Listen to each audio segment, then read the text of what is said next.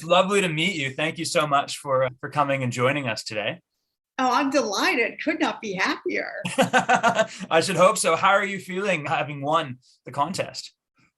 I got to tell you, Craig, that was just such a high. That's like the only way to describe it. It was fantastic. And because I saw it in the magazine before, because when I didn't get the email before, I thought, okay, didn't win. And I've been hoping like maybe honorable mention. I was just like, oh, just something, honorable mention would be fine.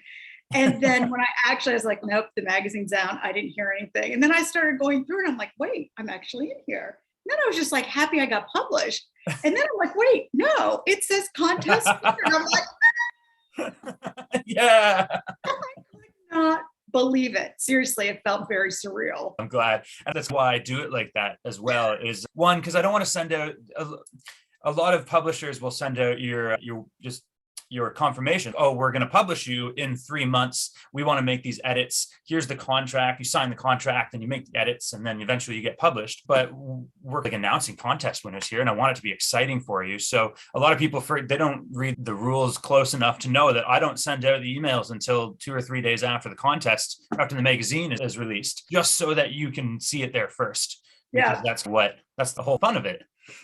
So yes, it made it very exciting. I'm glad. And your smile tells me you're still feeling pretty good about it. Oh my gosh, you're a writer. And especially for new writers, Mhm. getting that little bit of validation means so much because so much of what we do, a lot of it never gets seen, it never gets any sort of recognition. So it's just a complete punch in the arm in terms of motivating us to keep going. Yeah, I'm certainly glad of that. I want to know a little bit about you. So is this your first publication ever? Or is it? This is my second. Earlier this year, I submitted a story to Evening Street Review, and that is actually Sorry, to which? Evening Street Review? and that's coming out in the fall. So Yeah, you got accepted there, but published here first. correct. That's absolutely right. So Yeah, it is even your though first publication, just not your first acceptance. you're right. I hadn't thought about it that way. That's right. And Evening Street Review, which is a great publication, but you get a copy of the magazine. Oh, yeah, exactly. That's one of the things we want to do with elegant literature is pay you like a professional. So and in your case, quite a bit more than just a regular professional. And forgive me, I have a notepad here in front of me. I take notes as we go. It's just how I like to do things. So if I'm looking down, I'm still paying attention. No worries. No worries. That's great. What was the story for the Evening Street Review? What is it? Well, actually, first, what genre do you normally write in? Because The Art of Reflection was, and we'll talk about that in a minute, but that was very much like literary fiction. Is that? And when you say similar. Evening Street Review, it makes me think more of a literary journal than a science fiction magazine. Correct. That is a correct assumption. Yes. Yes, it is more literary. So it is similar in a similar vein to The Art of Reflection. So what was it about? Wait, can you not tell us because it's not published yet? I think I could talk about broad strokes. You can if you want. I'm happy. It's up to you. Maybe I better not. Yeah, just to play it safe. So instead, why don't we talk about The Art of Reflection, the story that you won $3,000 grand prize with? That makes more sense at this point. Do you want to tell us a little bit, if you haven't, and to everybody watching this video, if you haven't read it yet, it won $3,000. It's in the mirror image issue of Elegant Literature, which is number 7. So you should go read it and then come back and watch the rest of this conversation. It'll make a lot more sense because instead of recapping it right now with you, Lori, I want to hear about what inspired you to write it. I'd long been intrigued about this idea of what people see when they look at art. And I've had this short story kind of percolating on the back burner of my brain for a while now about this idea of what you see when you look at art is a self-portrait of you. It reveals a lot about who you are as much as it does about what the artist is saying. So that had been on my mind. And then a friend mentioned the Elegant Literature contest to me, a fellow writer. And I'm like, okay, I'm going to check it out. And I did. And it was the mirror image topic. And it was just one of those kind of eureka moments. Because I'm like, okay, mirror, mirror. Then I thought maybe I could take this short story idea I've been mulling over and combine it with this idea of what you see when you look in a mirror. And that became The Art of Reflection. I'm very glad that you did. I'm very happy. Are you an artist? No. In fact, No? I'm not a particularly visual person at all. Because I was reading the story and I was wondering, it's very well written and you're clearly a writer, but it almost seems knowledgeable about, like, even the Glenn Owen David. It sounds like an artist name. It's like, where did you get that from? It's funny because my oldest son is actually an art history major. That might have inspired it a little bit. In fact, my story was submitted at, I think, 11:45, like 15 minutes before the deadline. And at 8 o'clock in the evening, I'm calling him. It's like, I can't pick you up at college, honey. I mean, I want to finish this short story, so I'll come tomorrow. Like, we see where your priorities lie. Exactly. The Glenn Owen David inspiration was, I wanted a 4-syllable name, 3 pieces. And the name Glenn, because I wanted something that would have been popular kind of the 1940s, because he was more of a mid-century from the 20th century artist. So and one of the things I did, I literally looked up the most popular boys' names from, I think it was like 1940, and Glenn was on the list. I'm like, yeah, okay, that's good. And that just came together from there. In my opinion, it's so good. I looked up Glenn Owen David just to make sure this wasn't like nonfiction. I was like, is this Hal just writing his story of the time he met Glenn Owen David? And it wasn't. No Glenn Owen David that's an artist that I could find, but because I'm not in the art world, so I was like, maybe this is at least a reference to a real person. Maybe this is memoir. Yeah. So you picked the name well. Definitely. Where was Masterpiece inspired from? Like you said, you had it percolating in this like self-reflection of art, but where did that come from? Did you go to an art gallery and listen to a tour guide say something like that? Or did it come from your son? Yeah, like the workings of the art gallery. And this is, of course, the beauty of writing right now. There actually was a YouTube video on what happens when an exhibition goes up at an art museum. So I was actually able to watch that. And that's where I learned about, you've got your registrar, you've got your exhibition manager, you've got the crates. So that was very helpful. But the interesting thing about the piece was, as I said, this idea about self-reflection, what you see when you look at art revealing a lot about you, was an idea that I had. And that's what was going to be the main focus of the story. The idea that, as you mature and grow and develop, the self-image, again, as you so rightly said in your critique comments, becomes, serves a different role, serves a different purpose. But the piece about the masterpiece aspect, about looking at your reflection within the context of the whole frame, like, I have to say that was Glenn Owen David. At that point, it's like the story was like, it was okay, but it wasn't quite working. And then you just typing, and then inspiration hit. Glenn Owen David was like, no, that's what I want to say. It's not too late for me to pull the magazine, all the copies of the magazine back, and you can go pitch art galleries. Exactly. No, yeah. I thought it was a great concept, but he gets the credit for it. It really wasn't me. It was great, and it really tied the story together. It did remind me actually you're a true writer in fashion, where you went and researched something you knew nothing about and made all these characters, which I think is great. And the secondary characters of the museum, the curator and the manager and the registrar, I mentioned that in my comments. They really jumped off the page to me in just these kind of one-line descriptions that you made. They became real people, and I really liked that. And their reactions to when Masterpiece was revealed, when they took it out of the canvas or out of the packaging, and they said, "What is this?" It reminded me of a story that I heard, not a fictional story, I'm pretty sure this is real, where a museum or an art gallery paid an artist in advance some tens of thousands of dollars, sums of money, for an art piece. And when they delivered it, it was a blank canvas, and they said, this is for the viewer to let whatever they think, and they'd already been paid. So just dropped off a blank canvas. And I was thinking, I saw the mirror and the registrar. I was like, "What is this?" And I was like, "I've seen this before." Glenn Owen David's getting a paycheck for no work. The next short story contest, just submit like a blank document and said, "Hey, it's about what's on the page." So I'm glad there was a lot more meaning behind that. No, definitely. It really made the story more interesting. It would have been an interesting story, but a totally different route for this swindle, this con man. Maybe not me. That actually sounds kind of interesting. Yeah, Hal would have had something to do. Speaking of Hal, where's the inspiration behind the character, the security guard? Is that just another thing that you researched that came up in the museum and the art gallery research that you were doing, or where did Hal come from? I think that was just more, I needed somebody that was going to be there all the time. So somebody, so that he could start to develop this affinity for the artist. And of course, you're going to have a security guard, the guy that's like standing in the corner. Yep. And so that's how evolved.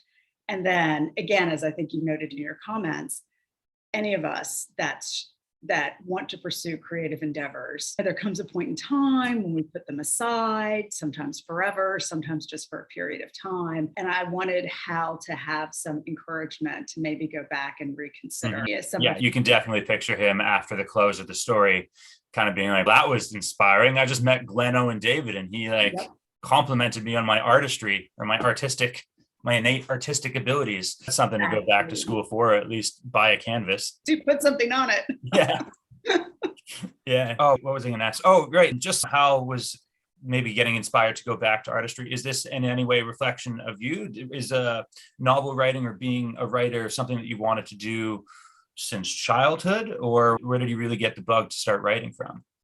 Yeah, that's actually a really interesting question, because I was an avid reader, as I think from watching these interviews with other folks on elegant literature. I think so many of us, of course, were just devouring books as we were growing up. And I had always had an interest in writing, and I had always received very positive feedback from all of my junior high school teachers, very positive.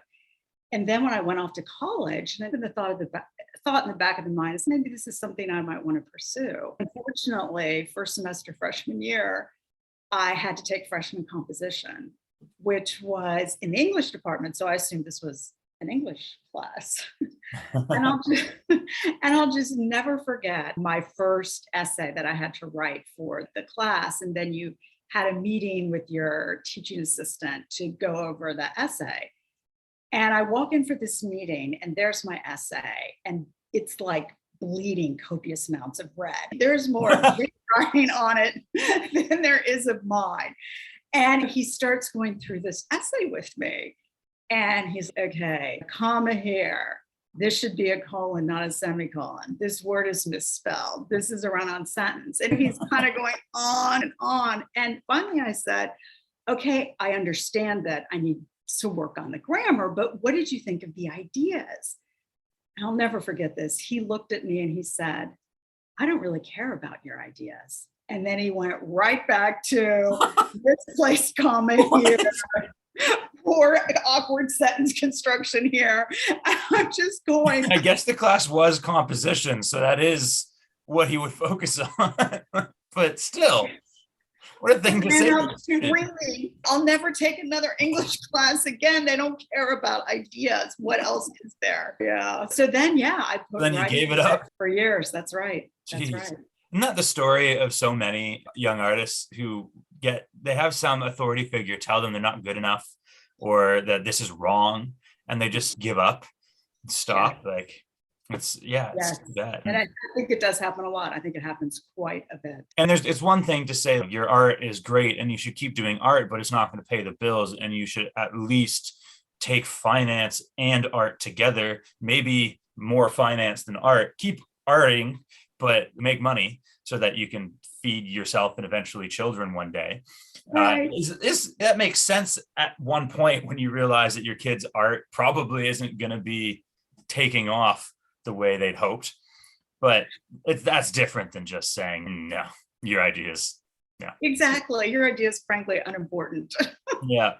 I had not the same experience, but a similar thing happened to me when I was in university. I was at University of Toronto. I was taking English, and I took a science fiction class, and I was really excited because I was like, yes, science fiction. I'm going to write science fiction. We're going to learn how to write science fiction. When I got there, they assigned us a list of like 20 to 30 books, said, we're going to be reading these books in the next 3 months of this term. And I said, okay, that's a lot of books to read. They said, no, you're just going to read like the first third of the book and then write an essay on why you think the theme is important or whatever. And I remember it was Octavia Butler's Lilith's Brood.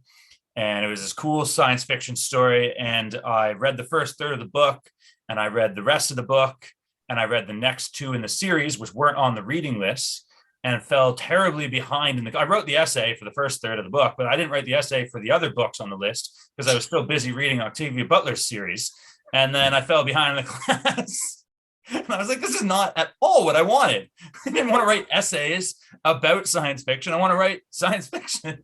Yes, yes. So that class didn't end up going that way. That's classic, actually.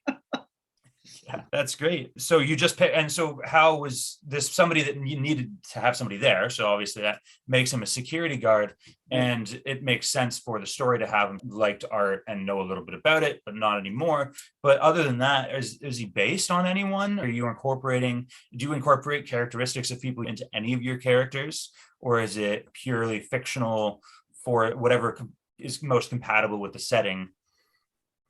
Yeah, that's interesting. No, these folks in the story were completely fictional, which I can't say. In fact, as I think about it, is actually pretty rare. Usually there's at least one character that bears a coincidental resemblance to perhaps someone that I know, but not this one. They really were all purely independent. That's great. And it's really cool that you were able to make them so realistic in such few words. Like that you have Hal and David, but you also have those three other people who really came alive in 2,000 words. That's 5 characters. It's hard to do, to make people seem realistic and to have them purely fictional, because I think it would be easier to make a character come alive in a sentence or two when you have somebody that you emulate. You just describe them and there's your character, and you are able to get into the more sort of subtleties of it, whereas you just created these new people and brought them to life. So I really like that.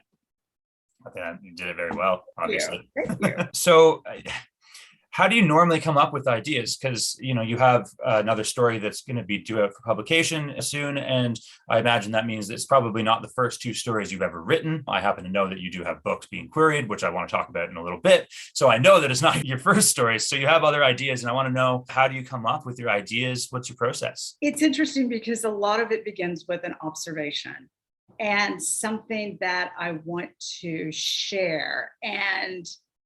But part of me prior to this contest was really wondering, is there a market for these kinds of stories? The ones where it is almost as much psychology and philosophy as it is plot. I mean, there's plot, and again, I was so pleased that this was something that you wrote about in your comments, that aspect, that philosophical aspect, is very important, so that it illuminates a part of the human experience that leaves you wondering or has impacted you beyond when you've read the last word on the page, where it's thought-provoking. But you don't see, there are stories like that out there, but sometimes you wonder, is that kind of antiquated in today's age? Is there really a market for that? And to be honest, I wondered, maybe there really isn't much of a market for that. And then I won the contest, and I'm like, okay, well, there's a market of one for it, for sure. Not too bad I can't enter again. I know. And it's funny because I'm a huge science fiction and fantasy person. Fantasy is really my bread and butter. It's like I read 7 to 10 book fantasy series as my sort of regular reading habits. And I like some science fiction books. And it's quite rare that I read not more like literary fiction or contemporary. I like things that have magic or some supernatural or high-tech things in them. So stories about just regular life aren't normally what I consume by choice for pleasure, but I opened up the magazine to all genres because it's not supposed to be a fantasy magazine. It's supposed to be a magazine for new writers. And I found that I like some of the more contemporary and non-genre, not my personal genre, other ones. Like there's been Westerns that we've published and contemporary and things like that are different than I normally read, but are really good. And definitely I like it. I would imagine there's a market out there for sure. I think there's a market for good stories always. And I think that is one of the really great things about elegant literature, because I'm not inherently a particularly sci-fi or fantasy person. But because I've been reading the magazine, and you find stories that you like that are in that genre that I probably never would have read before, but because it's in this mix, it's really nice. And again, you don't tend to see that very often. It's one or the other. And I deliberately don't put the genres in, because when you submit to the magazine, I have you list what genre it is. And that's just for my personal reference, because it really helps when I'm deciding what order to put the stories in, for example. But I deliberately don't include that genre tag in the magazine itself, so that when people are reading it, somebody who only likes fantasy doesn't get to just pick and choose which stories they read. They have to read them, and they're only 2,000 words at most. So once you get 500 words in and realize nothing supernatural has happened, it's only going to take 5 minutes to finish the piece. You're probably already engaged. So I'm glad to hear that you said that's your experience of it, in the opposite of what I was thinking, because I was thinking about the fantasy genre people finding literary fiction. And here you are being a literary fictionist, finding fantasy that you like.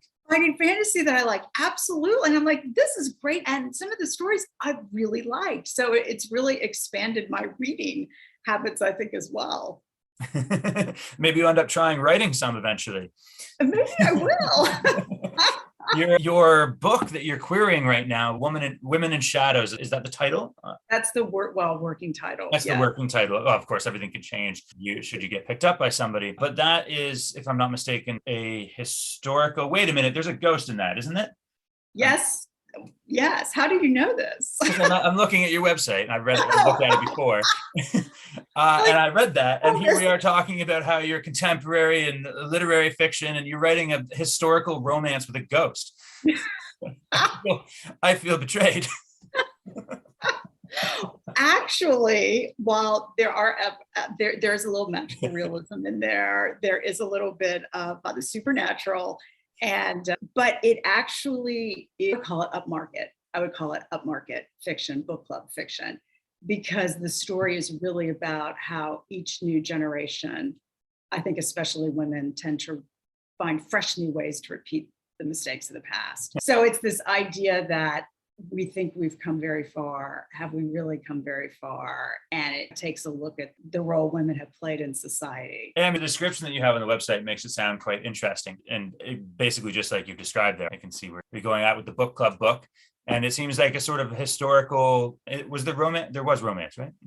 There's a hint. Yes, there is. Yes. Okay. So it wouldn't be on the romance shelf, but so it does seem like a sort of historical literary fiction and you're saying it's like a hint of supernatural as well. Absolutely. Absolutely. So yeah, if it gets picked up, I will send you a copy, Creag. Yeah, of course, I'd love to read that. And anything that you do, basically, so having won the contest, is I'm at your full disposal to promote your writing related activities. It'd be my pleasure to do that. Yeah. To say on Women of Shadows at the moment, how long have you been working on that?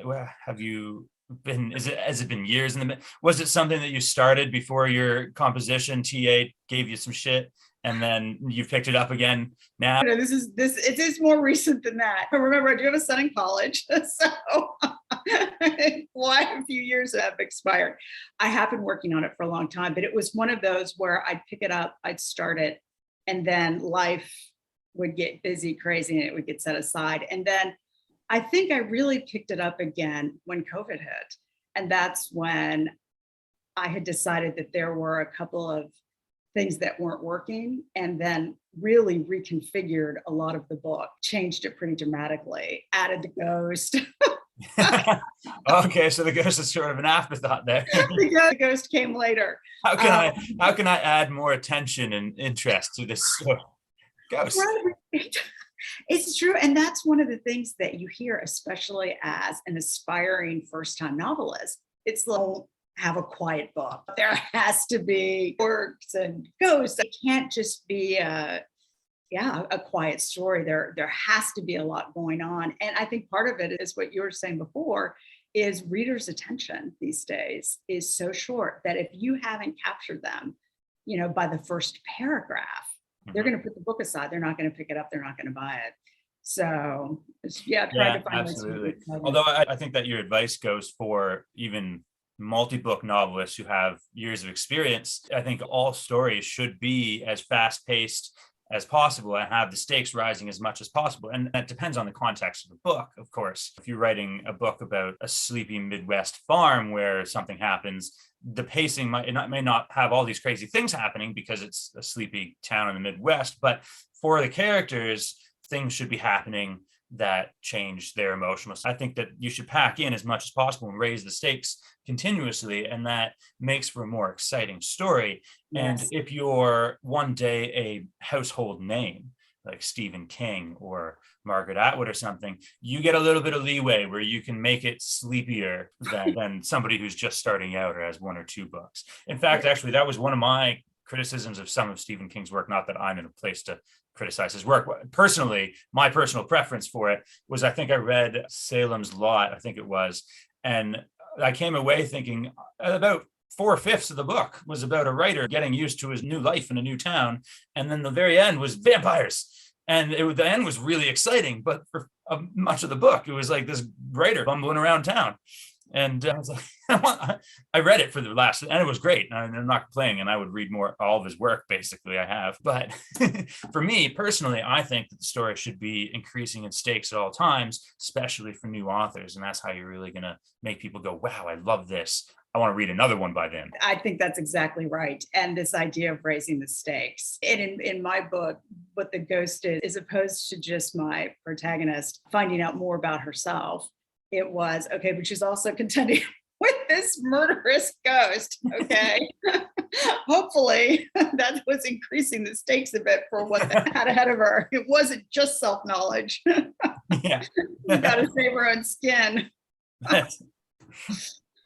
Yeah, and that's that for somebody like me who likes mostly for pleasure consumes things with paranormal elements. That would get me. That instantly increases the book in my priority list. Where did you come up for the idea of Women in Shadows, or the many ideas that you've incorporated into it? Was this, and I don't know, you talked about how it was about women making the same mistakes throughout history, or an exploration of that, but did that come from some sort of personal experience, or is this just a observation of life, or where did your ideas come from? Yeah, because as I said, the book really evolved, and I think a lot of it is from my observations as each new younger generation comes up, and they think it's completely different now than it was 20 years ago. And how can these people possibly relate? And actually, I don't think we've evolved all that much within a generation or two. So I think there is a tremendous number of parallels and similarities that each generation goes through. The shame is that, and I say this with a college age son and a teenager as well, they don't like to listen to the No. There's a sense that you've got nothing to add to the conversation. Grandpa says back in my day, and you disagree with him, and then you tell us back in my day. And we're, Mom, come on, that's just no way. Things are better now. Things are you don't understand. Exactly. That's exactly how it is. Yeah. I think there's a it's not like its own genre, but I think that there's certainly many books you can find that kind of span history like that, like 2 or 3 different time periods that relate to each other. In your book, are you writing, is it taking place in 2 different times, or is it somebody, because I read your description, but now it's blocked by my computer in front of me. Are there 2 different time periods following 2 different characters, or is it about the one woman who's learning about what happened before? It's mostly the latter. There is a very brief prologue which deals with the historical character, but then the entire book is really told from the heroine's current journey, which takes place, though, 20 years ago, around 2000. And then there's a very brief epilogue where it's dealing with modern day to pick up on some of those themes that this is still happening right now. But the vast majority is she goes in search of understanding this writer that she has this strange connection to understand what happened to her, what's the nature of the connection, what impact this is. Did this person see the same ghost that was out to kill her too? The woman from 1909 has an untimely death, shall we say. So that's worked in there as well. That's great. I wish you much luck in finding representation for it and getting it published. Would you ever think of going the self-published route, or is that, tell me your thoughts on self-publishing versus traditional publishing? I would love to go traditional, of course. And just like I said, I've done some querying a couple of years ago, didn't go anywhere. And that's when I had retooled the book, and I'm just now going out with the fresh book. I would love to be able to do that, but if not, then yeah, I absolutely would consider self-publishing. There are so many self-publishing success stories these Yeah, days. absolutely. Yeah, just because the publishing industry, in my understanding of it, is that it's gatekept traditionally by people. And there's because if you self-publish, right, like you have the ability to market and reach many readers. Some will like it, some won't. Whereas with traditional publishing, you are submitting to some readers, which is a much smaller pool. So statistically, your chances of finding someone who like it enough to also say, "I will share the risk with you." Is and then like if you market yourself, you don't need anyone to share the risk with you. You just do it. Although traditionally published comes with all the a little bit more prestige with it, I think, at this point, unless you make it really big with self-publishing. So that's great. I definitely wish you luck finding a home for it, and I would love to read it when it comes out.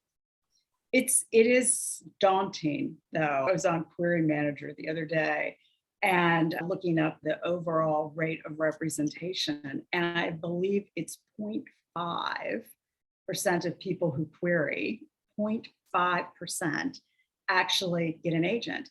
And just because you get an agent doesn't mean you get a publishing contract. No, There's like, depending on the agent, yeah, maybe only 60% or 70% once you're agented will actually get a publishing contract. So it is pretty daunting. That is daunting, but I would encourage you not to worry too much about statistics because, and a good example to represent this is I was reading Clark's World is a genre magazine for science fiction fantasy, and their editor, Neil Clark, it's very well known in the genre space. And I was reading the editor, Neil Clark, was talking about their submissions, and they are they're quite established, and they have a very specific type of story that they're looking for. And they also have a turnaround time of about 24 hours in terms of acceptance or rejection. So most people make it their first stop and they pay professionally. So anybody who's written a fantasy, science fiction, or horror story usually makes Clark's World their first stop because it's 24 hours. And if it's a no, they just move on to the next one. They don't expect it to be a yes, but on the off chance that it does get taken up there, that's prestigious, you get paid well, and it happens fast. And so the smart thing to do is to submit it. But in most cases, it's a huge waste of time because your story isn't what they're looking for. So it doesn't really matter if their turnaround time is quick. Like from a submission point of view, yeah, sure, that's great. But from a practical point of view, that doesn't make sense because if your story isn't exactly what they're looking for, they're not going to take it, and it takes so few submissions. And the editor, Neil Clark, wrote this article where he broke down the submissions by different genres, and the first round and then the second round, and was talking about the statistics. And it's so many of the stories that are submitted aren't what they're looking for. And you can tell that the person is just shooting their shot without taking the care to write a story for Clark's World. So it makes statistically their acceptance ratio is like nothing. It's like a fraction of a percent because so many people submit to them. But if you tailored your story to their genre, if you read the magazine, you wrote a story that you think would fit in with what they wrote, you took some time to say something like that in your cover letter, then you're actually competing with only 10% of those people, and your thing is very much higher. So if you think about this with the query percentage that you just mentioned, my first instinct is to say those statistics are probably how many people are submitting crap. First of all, things that they haven't edited, or they submit it and they don't take any, they've written their book and they think the book will speak for itself. So they don't take time to do their cover letter or their whatever. And so it just gets thrown out right away. Or they try and edit themselves and they do one pass and they don't restructure the story to make it better. And they submit it because they're so excited. They've written a book. Let's go. I don't want to wait any longer. I want to be an author. So they submit it. And then they go back and work on it after they've submitted it once, maybe, because that would, from the submission standpoint, that makes sense. If it gets accepted, great. If it doesn't, I've already started working and changing it. So that statistic is probably better in your favor than it sounds on paper. I like that. I hadn't thought about that, but I feel more encouraged now. So thank you. So if you think that you've taken the time and care to write a good book, which it sounds like you have because you went back and altered it to make it more exciting. So if you've done that and you've gone over it to make sure, and you take care with the due process and how you query them and make sure that you're speaking their language and all that, then you're probably in the top 10% of people submitting, just like how Neil was talking about that with Clark's World. So I hadn't thought about that. That's actually really helpful. I'm glad. I got more queries as soon as we're done. yeah, why not? Yeah.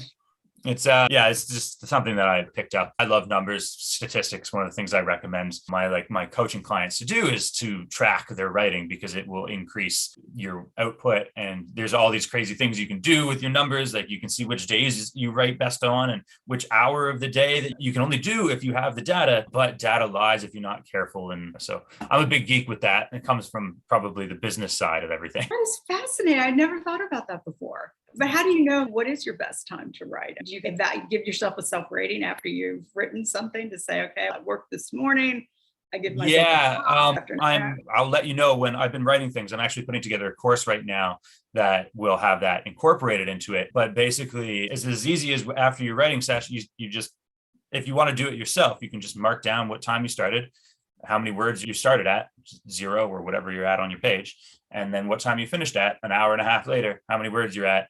And then you can calculate your words per hour. If you do it with a spreadsheet, for example, you just write it by hand, that's great. That will help you. But the real insights come from when you've tracked every writing session for a month or 2 months or 3 months on a spreadsheet. And then you can put in formulas to find out. I have a spreadsheet that's crazy complicated that is very easy to use. You just put your numbers in, but all these formulas will spit out these things like your time, like at 8 o'clock on Wednesday night. You were like, that's your best writing time. And then you can just block that out and just make sure you're always writing at 8 o'clock on Wednesday night, and you will probably make more progress towards your project. Wow, I never thought about that. That is fascinating. Yeah, I'm big on writing is very creative and artistic, and it should be. But I'm also very interested in productivity and systems to structure any project that you work on to make sure that it's the best that it can be. And I actually think that the artistry and the creativity of writing and the productivity and systems can go hand in hand to make someone really creative really fast, is my whole philosophy with things.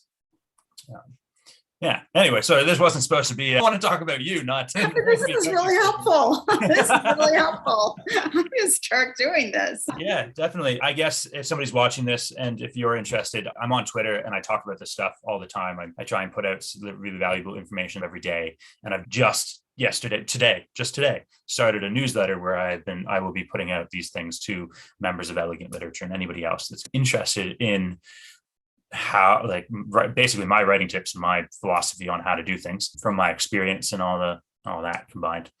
So, but you have to be on Twitter, or if I think I did get the newsletter, I think I did see that in my inbox today. Mm-hmm. I'm not a big Twitter person. Yeah, if you're not, that's fine. I will be putting pretty much the best things that I will, when I post things to Twitter. It's not supposed to be little snippets, although there are those, but I also trying every day post really valuable sort of long form advice. And the best ones of those will be translated into the newsletter that will go out. So that is sufficient. But yeah. Good. So that's awesome. Just trying to help. It's what I started Elegant Literature to help new writers. And I'm trying to use the things that I've learned and the things that I've researched and my theorizing to help new writers just do better. That's fantastic. Absolutely fantastic. And again, I have to say thank you for Elegant Literature. It's just a brilliant idea, so needed, so many great aspects of it. I'm frankly surprised that nobody was doing something like that before, but I guess that's always somebody's got to be first eventually. Just had to take a step back and look at it. Anyway, I want to bring this back to you because that's why we're here. And I wanted to ask you about your editing, because you mentioned how you went back and restructured everything, but I wanted to know about how you edit. Is it different from a short story, like from The Art of Reflection, and how you worked on that? Is your process vastly different from when you're editing a novel, or what is it that you do? I actually say the overall process is the same, and it's probably not particularly efficient. So in both cases, but with the short story, it doesn't lag years like again with a novel. It's that idea of the first draft, just getting the words on the page, trying to figure out what the story is about, and then going back and back and back to recraft. And I'm one of those people. The great thing about the contest was there's a deadline. It had by midnight, as opposed to like my novel, which I can take as much time as I need. In some respects, there's not a hard, fast deadline.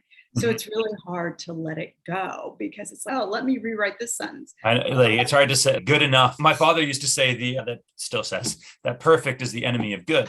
So you need to really get that to that point where you're like, this is good enough, and get it out there, because what you want to do is start working on the second one. But it's so hard. And again, I think especially when you're new and your confidence level not be overly high, to second guess yourself almost line by line. Plus, I still have that English TA in my head saying, I don't care about your ideas, and your composition sucks. So what's the point of this novel, huh?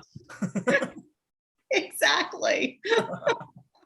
That's no good. You gotta just meditate on that or something. A little exorcism going on there. Yeah. So did you find out about the contest late and write out a story, or did you find out about it and write a story and then end up pushing up right against the deadline anyway? Again, I think as writers, it's always so tempting to procrastinate. There's just always cleaning the house, making a meal, going shopping. There's just always something you can do to fill the time. And in some respects, it works a little bit for me because I am one of those people. I like to let the story sit a little bit. Once I run through that first draft, let it sit there. And then you get those inspirations when you're out on a walk or when you're least expecting it. It'll be like something will come in and you're like, oh yeah, that's exactly where this needs to go. But I have a procrastination issue. I like what you said about the deadline really helps, because especially with the novel, there is no deadline. You want to keep going back. It just made me think there's a software or an app online or whatever that you put in a certain time, like 5 minutes or 10 minutes, and then you write. And if you stop writing for more than 5 seconds, 10 seconds, whatever you set, I think everything erases. It just deletes everything. So you can't it's to help you get over your self-editing. So you can't stop and read what you already wrote to get in, want to know what the red squiggles, I'm going to go click that and fix it. No, if you stop for 10 seconds, if you stop putting words on the page for 10 seconds, everything's gone. And I would never use that because I would just quit as soon as I delete it. I can't handle that. But It makes me think, what if you did something that was more like for a novel or for a longer piece of work? So it was, you set yourself a deadline like a month or 6 months. And after that, it will automatically publish it to somewhere or something like that. I can't really, it's not quite as a fear because you could just copy and paste it maybe at some point, move it somewhere else. So I don't know how, but it was just a thought that I had, that maybe there's a way to give yourself because that might help more than just giving yourself a deadline, because then you can just change it. But if you have it can just prevent you from copy and pasting. Like you have to hit a certain amount of words. There it is. You have to write 80,000 words by whatever deadline you set, or 2,000 by whatever deadline you set. And otherwise, if you don't hit it, it gets deleted. So that could work for giving yourself a deadline and really forcing yourself to write a novel. It automatically ship the query out. Yeah, it's like you load in the genre and you get agents and it just ships it to them. And if it sucks, well, that's because you didn't spend enough time on it. Correct. You could have it set out in batches of 10 by 10. That's an interesting idea. That might be really good. Yeah, we should talk. We should talk. Too bad this is going public. Maybe I'll edit this part out. Edit this part out. That's actually a pretty good idea. I wonder if it exists. I've never heard of that. I haven't heard of that either. And I think that would probably be really useful to a lot of people. It would probably revolutionize my writing life. Imagine if you were like 5 months and 29 days, you had 75,000 words, 5,000 to go, and your computer breaks or something. That'd be awful. Should have finished it in 5 months instead of 6. That'd be bad. I hurt just thinking about it. Oh, oh. Yeah, that would certainly be a driving force. So to move away from that, what do you do? Because obviously you're not yet a full-time Right. like author that's making your salary off your books. So what are you currently doing to pay the bills? Thanks, TA. Yep.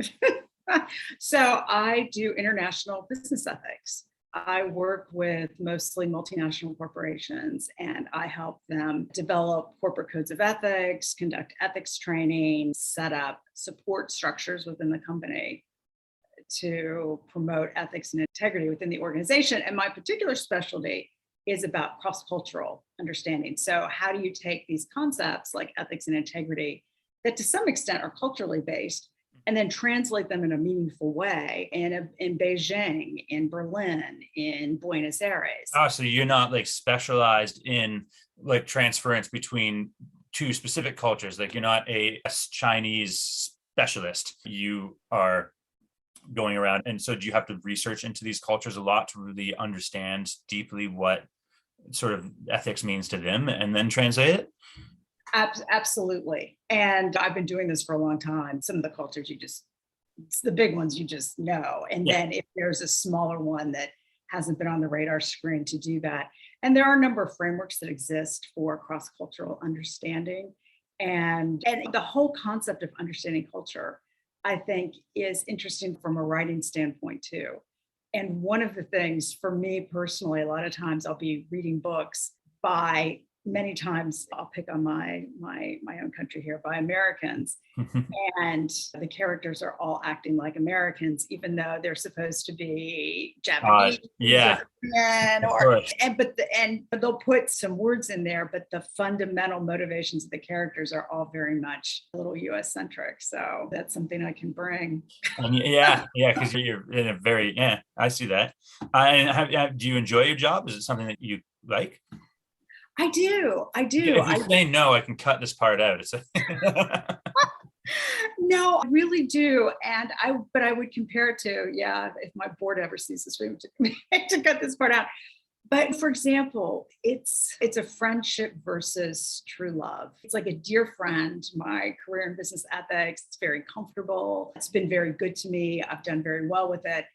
But for example, I remember one time going to visit a client. Again, it was a very prestigious client in New York in the financial services industry. And I'm like going into this particular office and I'm excited. I'm happy. But then as I get off the elevator, I see one of the big five publishers on the same floor. And it's like seeing your crush across the room at prom when you're there with your friend and your heart's just going wild in your chest. You're like, yeah, I don't think anybody on your board is gonna fault you for having an artistic dream because they probably would like to make their living painting as well. But board pays better, so that is true. That's Mhm. true. But I think that most people will have that creative pursuit that they've put on hold or do on the side because of their need for money, that if it turned into a life supporting, like a financially life supporting activity, would probably drop what they were currently doing and do the creative expression. The exception being the people that love math and love chemistry, and that is Right. their creative outlet, is getting those work in those jobs. How lucky to be someone who loves numbers and loves math with a passion like we love writing, because they can go into it and make good money. Yeah, immediately. They're in demand, right? Yeah, definitely supply and writing. So is there a way I can switch my interests innately inside? Right, exactly. Have early retirement. Yeah. Yeah. So what you're telling me is that ideally, if you book got picked up and then they said, hey, we love this, we want 6 more of them, here's a publishing deal, go write full time, that's something that you would heavily consider. Oh, in a New York second. Yes, absolutely. Absolutely. Fantastic. And are you working towards that now that you've got back into the writing over the course of the pandemic? You've got your novels and queries. You're getting one short story published. You've won a competition now and getting an award. This is something that you're going to be taking more seriously. Absolutely. Really, for the last 2 years, I have. But I had to learn a lot about the writing community, how this is all done. I think when people are coming into this after not really seriously pursuing it, there's just so much to learn. The good news is as you learn, then hopefully that increases the efficiency in terms of what I've produced over the last 2 years, 2.5 years, not bad. But taking those learnings going forward is going to speed everything up. Absolutely. I couldn't agree more. That's like the driving principle behind what I teach my clients and what we will be incorporated into the program that I was mentioning before, is that the more you do, the better, the more stories, the better you're going to get at storytelling and the easier it's going to come. It's just basically that's it.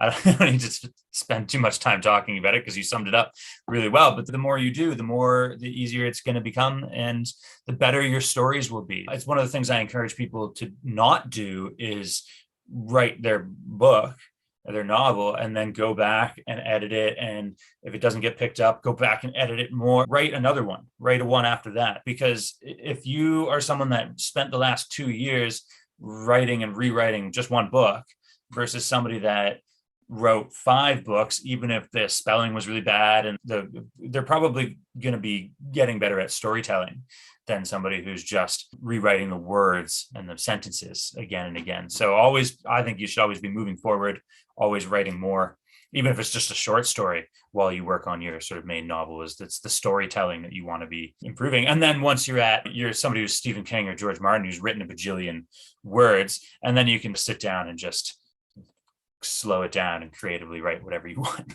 Whatever you want, exactly. Yeah. And it's funny because when I first started writing the first couple short stories, which has only been within the last year, and part of it was driven by the fact that I needed some publishing credentials. I wanted to try to show that it is so competitive to get an agent. But I discovered that I really like writing short stories. So that's something that I will 100% continue, because when you write the novel, you're like, it's such a massive endeavor and navigating across it. Whereas the story is a great way to practice some specific skills. The middle is not so long that it can drag. You don't get 40,000 words in and go, oh, bored. And I have this other really good idea that is like totally going to make a great book. And then you write 30,000 words of that and get bored. That's a common problem. Yeah, 40,000 words in. Yeah, I don't think I have a story here. Yeah. That's hard. Yeah, that is tough. What's your writing process like? Do you write where you are sitting right now? You go to a cafe or a park? What do you do? Do you write 1,000 words every day, or? I do it by time. So usually in the morning, I set between 7 a.m. and 9 in the morning. And then I write during those 2 hours. And then at 9, I kind of start doing the day job. And then in the evening, sometimes if I'm not too tired, I'll go back to the writing. And then sometimes I wake up early. This morning, I woke up at 5 for whatever reason. So I got an earlier start on it. But I find for me, just forcing myself for those 2-3 hours to sit in the chair and produce works better for me, though, because I know a lot of people do it by number of words on the page. Yeah. But and I think either is good as long as you're sitting there and writing. That's the important part. Doesn't matter how you slice it up. But out of curiosity, do you know how much you like regularly write in those 2 hours? Is that something you pay attention to at all, or is it just you sit there and you're in your writing environment and whatever you get? I'm not 100% sure. My guess is somewhere between 800 and 1,000 words, maybe. Yeah. And it's I often find that writing in the morning can be quite good right after you get up, because I think that even if you're a little groggy and a little tired, like that might also enhance your creativity. I've been meaning to actually look into that in an actual sort of research kind of way. Oh, the spreadsheet. Yeah. I know I used to, and I should probably start doing it again, is doing the journaling practice called like morning pages or whatever it is, where you just get up like within half an hour of waking up, you're writing by hand, and you just fill up 5 pages or write for 5 minutes or whatever it was, just everything that comes to you. And that I always ended up being fairly creative with those. Not that I was writing a story, and it's just your thoughts, but there might be something to said to doing it in the morning. And it's funny because I do sometimes, I had started out because I guess I had read about that in, what is it, The Artist's Way, where she talks about that. And I had started doing that, and it was really helpful. And now, though, I find that it's particularly useful. I don't do it every morning, but I find it's particularly useful if I have something bugging me. Something's Yeah. happened and I've got baggage that I need to unload. I find that doing the morning pages helps clear the decks then to go. Yeah, definitely. So I have another question that's, where would you see yourself in a year in terms of writing? But I think that you have a book that you're querying. So obviously your answer is going to be like published sooner than that, hopefully. Is Women in Shadows, are you planning a series or is it a standalone book? It's Standalone? Do you but have I anything? could That that you could could. change. Yeah, If a sure. publisher wants book two, I'm sure I Yes. can produce book two. Definitely. But you're not planning on that yet, but you could, if somebody picks up the book, you're open to it. But is there anything else you're working on right now? Like now that this one's in querying, Right. are you writing or planning another book of difference? Yes, yes. So actually, I've got two short stories that I'm working on right now, and then there is the next book that I've already started on. Oh, Right on. Can you tell us any about that book, or is it still hushed up or still too vague to talk about? I would say it's still vague, but I would say it's somewhat Faustian. It's this idea about losing your soul kind of thing Sure. and the temptations that cause that to happen. So an updated version. Yeah, cool. Now, what else? I think, of course, I have my silly question that I ask everybody is there a product or service or anything, like what have you bought in the last few months that has impacted your writing in any way? Like I've had people say that they've had a really good share. And so that's pretty great. Is there anything, and I usually say under $100 because I want it to be affordable for everybody else, but it doesn't really matter if it's something that has improved your writing life, or if that's too hard. Anything. Is there anything that comes to mind? Obviously, it's the subscription to Elegant Literature. Yeah, that's not fair because it's not something everybody can just go and get and have the Sure. payoff that you paid off. Yeah, what is it? It's only what, $10 a month? It's so 10 months of that would be. Although I have had people say that, like even people that haven't been published say that the $10 is not very much compared to with they feel like they need to enter a story because they've paid $10 to do, and there's a deadline, and they think that really helps them. Whereas if they weren't doing that, they might not even write a story for submission anywhere. So they think that $10 is worth it in terms of just the motivation of getting them to write. Because if you do that for 2, 3, 4, or 5 months, now you've written 5 stories that you might otherwise not have done, and you're improving. And even getting published once is going to earn you that back. Right. That's also why I have you can just submit to the magazine for free, because the point is not to earn money off writers trying to get themselves to motivate. The point is to help new writers. But I've heard people say, that. But that's not what you get to say. You don't get to say that as your product. You have to think of something else. The other thing that I've recently spent money on, $25, is the Publishers Marketplace. Does that count? Sure. A subscription to Publishers Marketplace. And what does that entail for anybody that might not be familiar with it? So especially if you're at the query stages, Publishers Marketplace lists all the details, which agents are selling which books to which publishers. So it is a treasure trove for researching agents. You can see what they've currently got out there, what they're currently selling, what their interests are. And because there are thousands of agents, literary agents out there, it's very helpful. Does it list all of them, or like everybody that wants to be in it gets listed as an agent, for example? I think so. I think if you want to be listed, I don't know if they charge agents for the listing, but certainly all of your anyone that's selling is listed in Publishers Marketplace, because that's the other thing. There are lots of agents out there that may not have sold anything for. Yes. So this is a way of making sure that you don't want to pitch to somebody they've taken 2 years off and changed careers or something. Correct. Exactly. So it's very useful. And I hope this is an online resource, because it sounds like it would be a coffee table breaking book for you to have it in physical format. It is. It's an online resource. So absolutely. And it's $25 a month. And again, I'm not sure. I'll probably only do it for the couple of months while I'm building my query list. Because the other nice thing about it is it will also look at which agents have sold debuts. And that's something that you don't get with some of the other databases. So you can see who is really open to new authors, because many, it's, yeah, sure, you can query them. They haven't taken on a new client. Yeah, they want only established authors, and if you don't, Exactly. and then they won't just come up and say that half the time because.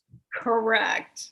Yeah, that sounds like an amazing resource, and for sure, I think that qualifies for our purposes here, because anybody watching that who is at your stage or coming up to querying or is querying and not using that might very much benefit from having a look. So that's great. Thank you. I think that's all my generalist questions at the moment. How are you feeling? Oh, still terrific. And again, I've said it a couple times. I'll say it one more time. Thank you, thank you, thank you. This is such a wonderful thing that you're doing. Oh, it's my pleasure. I love doing it. Since you're not on Twitter, you won't have seen it, but I tweeted something like, I read nonfiction in the morning, and that client books and magazine submissions during the day, and then novels for pleasure at night. Like, yikes, my life is all about reading. Yeah. So that's the dream for me. Is I've always loved reading stories, and if I get sick or something, if I need to lie on the couch, I, instead of watching TV for 3 days, like while I'm sick, which I'll still do probably, but I end up reading, like I'll read 3 or 4 novels over 2 or 3 days if I'm sick. Like, I just lie around and read because it makes me feel better. So to have a job where I can spend all day basically reading and being exposed to so many stories, like the short stories, and everybody's so creative, and it's just such a great. So I'm very lucky to be able to do it, and I'm very happy that people are reacting positively to it and being happy that I am doing it, because it's great for me.